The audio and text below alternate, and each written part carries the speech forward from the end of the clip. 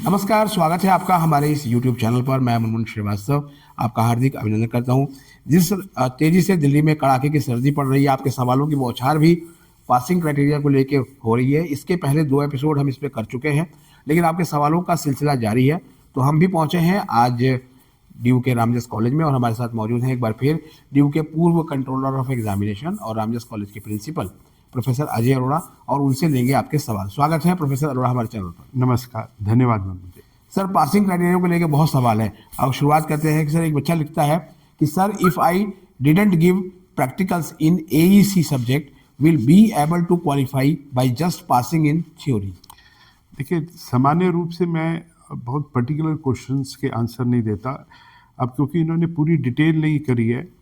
लेकिन मैं इसके 2 पहलू मान के चलता हूँ कि ये 2 क्रेडिट के पेपर की बात कर रहे हैं। पहली बात, 2 क्रेडिट का जो पेपर है उसमें प्रैक्टिकल 1 क्रेडिट का भी हो सकता है और 2 क्रेडिट का भी हो सकता है। अगर वो सिर्फ 2 क्रेडिट का प्रैक्टिकल का पेपर है और वो नहीं दिया तो नेचुरली वो अपने आप में F ग्रेड ही पाएंगे। लेकिन अगर ये केस है जिसमें 1 क्रेडिट प्रैक्टिकल है और 1 क्रेडिट थ्योरी है, तो ये डिपेंड करता है कि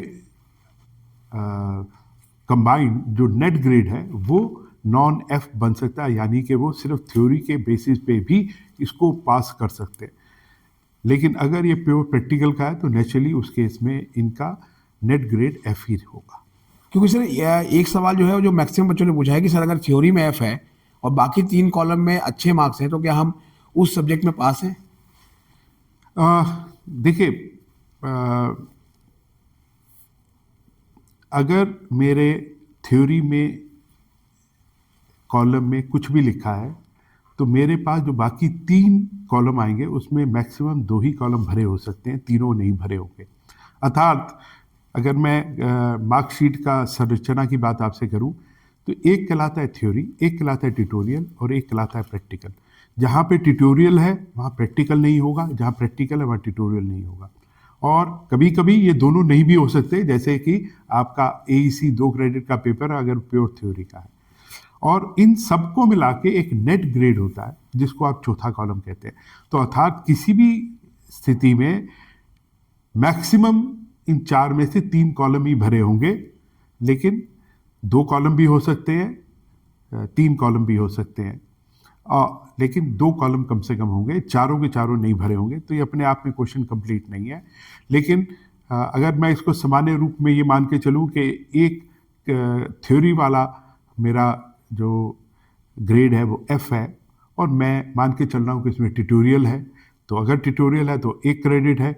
तो मुझे लगता है सामान्य रूप से अगर आप थ्योरी में फेल हैं और अगर आपका ट्यूटोरियल है 1 क्रेडिट का, तो पॉसिबिलिटी ये होगी ज़्यादा, अगर स्टैटिस्टिकल प्रोबेबिलिटी बात करें तो आपका नेट ग्रेड F ही रहेगा। लेकिन अगर ये सिचुएशन प्रैक्टिकल के साथ में है और ग्रेड का डिस्ट्रीब्यूशन 2-2 है, तो पॉसिबिलिटी हो सकती है कि थ्योरी में आप पास हैं और फेल हैं और प्रैक्टिकल में आप पास हैं और कम नेट में आप पास हो सकते हैं। तो ये डिपेंड करता है कि आपका उस पेपर का टोटल क्रेडिट कितना है, उस क्रेडिट का डिस्ट्रीब्यूशन कितना है, उसके हिसाब से ही आपका नेट ग्रेड बनता है, ना कि सिर्फ इन 2 ग्रेड की कोई एवरेज निकाल के। ये मुझे लगता है कि दिल्ली विश्वविद्यालय को ये रिलेटिव ग्रेड के बारे में एक ऑफिशियल इंफॉर्मेशन स्टूडेंट के साथ शेयर करनी चाहिए। क्योंकि सर, जो एक सवाल है जो कि आपने नेट ग्रेड की बात की कि सर, मेरे सेम टू सेम थ्योरी में 2 सब्जेक्ट में सेम ग्रेड है पर उनका नेट ग्रेड चेंज हो रहा है, ऐसा क्यों? ये बिल्कुल हो सकता है, बहुत बहुत ही सिंपल है कि मैंने बताया कि डिस्ट्रीब्यूशन है, मार्क्स का डिस्ट्रीब्यूशन है।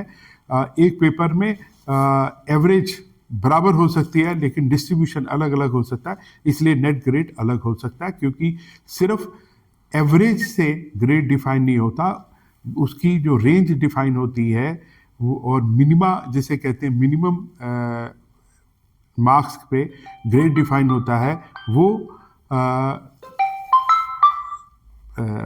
एवरेज, अर्थमेटिक एवरेज, और एक वर्ड होता है जिसको हम स्टैंडर्ड डिवीजन कहते हैं, वेरिएंस, कि हमारी डिविएशन कितनी है उस पर डिफाइन करता है। तो इसलिए यह आवश्यक हो सकता है कि ग्रेड आपके थ्योरी में सेम है और नेट ग्रेड प्रैक्टिकल या ट्यूटोरियल की वजह से अलग अलग हो सकते हैं। जी सर, आपने प्रैक्टिकल की बात की, ऐसे ही कुछ सवाल हैं कि सर अगर 4 क्रेडिट के पेपर में प्रैक्टिकल कंपोनेंट में पास हो और थ्योरी एग्जाम अटेंड ना करें तो क्या स्टूडेंट को 2 क्रेडिट मिलेगा प्रैक्टिकल कंपोनेंट के?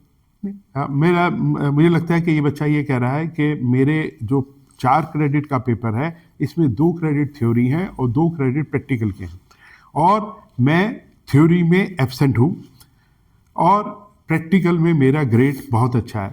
हाँ, पॉसिबिलिटी हो सकती है, स्टैटिस्टिकल पॉसिबिलिटी हो सकती है आपका नेट ग्रेड नॉन एफ हो, यानी कि आप उस पेपर में पास हो सकते हैं और उस केस में आपको थ्योरी का एग्ज़ाम देने की आवश्यकता नहीं होगी। आपकी मार्कशीट में ज़रूर वो रिफ्लेक्ट नहीं होगा कि उसमें आपको ग्रेड मिलेगा, लेकिन ये पॉसिबिलिटी हो सकती है, पर्टिकुलरली अगर आपका दो क्रेडिट थ्योरी है और 2 क्रेडिट प्रैक्टिकल है। और स्टैटिस्टिकल ये प्रोबेबिलिटी कम होगी कि आपका 3 क्रेडिट की थ्योरी है और 1 क्रेडिट प्रैक्टिकल है, और थ्योरी में आप एब्सेंट है, प्रैक्टिकल में बड़ा अच्छा ग्रेड है, तो नेट ग्रेड उसमें पॉसिबिलिटी बहुत कम होगी कि आप नेट ग्रेड नॉन एफ मिले, यानी कि आप पास हो जाए। सर ये एक सवाल इससे जुड़ा हुआ है कि sir what if someone pass in theory exam but fail in IA, then will he have to give theory paper again or only IA exam like test and assignments? देखिए, मैं बहुत क्लियर कर दूं, अगर सिंपल सी भाषा में कहा जाए कि अंडर एनईपी मैं अपनी आईए, अपनी ट्यूटोरियल इम्प्रूव कर सकता हूं, लेकिन ये सिर्फ पॉसिबिलिटी उन लोगों के लिए है जिनका नेट ग्रेड फेल है, यानी कि उस केस में आपको थ्योरी का एग्ज़ाम देना ही पड़ेगा, तभी आप अपनी आईए और ट्यूटोरियल इम्प्रूव कर सकते हैं। तो अगर आईए ट्यूटोरियल इम्प्रूव करेंगे तो आपको अपना थ्योरी का एग्ज़ाम अवश्य देना पड़ेगा। सर पीजी के भी कुछ स्टूडेंट ने सवाल पूछा है कि पीजी एनईपी फर्स्ट सेमेस्टर वालों का ये सवाल है कि हमें आईए और थ्योरी में इंडिविजुअली पास होना होता है या टोटल मिला के पास होना होता है सेमेस्टर 1 पीजी? इस क्वेश्चन से पता लगता है कि ये बच्चा पीजी में आया है, वो दिल्ली विश्वविद्यालय का नहीं होगा, क्योंकि जो दिल्ली विश्वविद्यालय के बच्चों ने यहाँ से 3 साल एनईपी में किया तो उनको तो पता ही होगा। वही की वही पीजी सीएफ एनईपी जो लागू हुआ है इस साल से, तो वो उसमें बहुत क्लियर है कि वही ग्रेड सिस्टम, वही प्रमोशन क्राइटेरिया और वही सब कुछ है, जो कि अलग नहीं है। अर्थात उनको आईए मिला के थ्योरी पास करनी होगी, ट्यूटोरियल में जो ग्रेड आएगा और जो कंबाइंड ग्रेड होगा थ्योरी प्लस आईए का, उसको मिला के नेट ग्रेड मिलेगा। अगर वो उसमें पास है तो पास है, इंडिविजुअली ट्यूटोरियल या आईए में अगर उनके मार्क्स कम भी हैं तो भी वो उस पेपर को पास कर सकते हैं। 2023 बैच के कुछ स्टूडेंट का सवाल है, खासतौर पे ये स्टूडेंट्स ड्यू सोल के हैं। इनका सवाल है सर कि एनईपी थ्योरी में अलग से 40% चाहिए या सिर्फ टोटल थ्योरी प्लस आईए में 40% से मैंने काम चल बताया जाएगा? कि टोटल में आपको पास होना है। अगर उस पेपर में आपकी थ्योरी है, जहाँ थ्योरी है वहाँ आईए है ही है, लेकिन अगर वो 2 क्रेडिट की थ्योरी है या 1 क्रेडिट की थ्योरी है तो उसमें ट्यूटोरियल नहीं है, और थ्योरी के अंदर आईए इनबिल्ट है, उसमें ट्यूटोरियल है या नहीं, प्रैक्टिकल है या नहीं, इन सबको अगर है, इन सबको कंबाइंड करके उसको उस पेपर में पास होना पड़ता है। किसी एक इंडिविजुअल कंपोनेंट में अगर वो पास नहीं कर पा रहा या उसके मार्क्स कम हैं तो उसका से नेट अगर वो पास हो जाता है तो वो उस पेपर में पास माना जाएगा।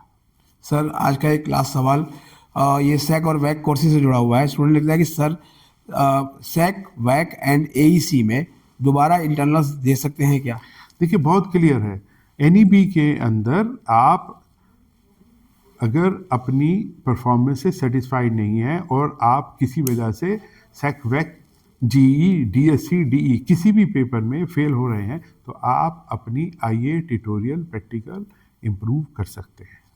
बहुत बहुत धन्यवाद सर विद्यार्थियों के सवालों के इतने आसान शब्दों में जवाब देने के लिए, और आपको आने वाले साल 2026 की बहुत बहुत शुभकामनाएं। नमस्कार, धन्यवाद।